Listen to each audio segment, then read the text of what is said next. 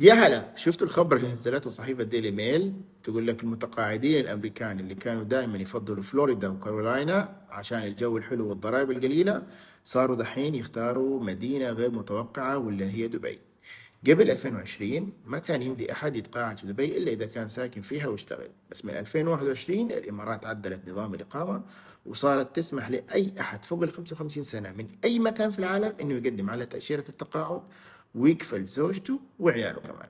ومن يومها آلاف من الأمريكان اختاروا دبي كموطنهم الجديد. تقول لك أولا ويليامسون مديرة الأبحاث في إكسباكترا الأخت تقول إنه دبي رائعة وآمنة وسهلة جدا على الأجانب، والخدمات كلها رقمية، والإنجليزي ماشي في كل مكان، وكلها ثقافات مختلفة. وكمان بتقول لو تمشي في الليل تسمع ناس تتكلم بخمس أو ست لغات حوالينك في نفس المنطقة.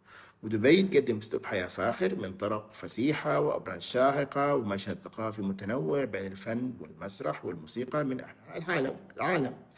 غير انه الجريمه فيها منخفضه جدا على مستوى العالم، والجو بين 20 الى 32 درجه طول السنه، ومليانه انشطه خارجيه، مماشي على البحر وحدائق ومحميات طبيعيه وخلافه.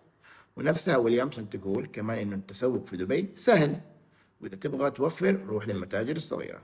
بعد المغرب الناس تطلع تتمشى والجو يصير الطف نسبيا، وتبدأ حياة المدينة الحقيقية وسط المدينة والخليج، ويصيروا مليانين فعاليات وأجواء حلوة.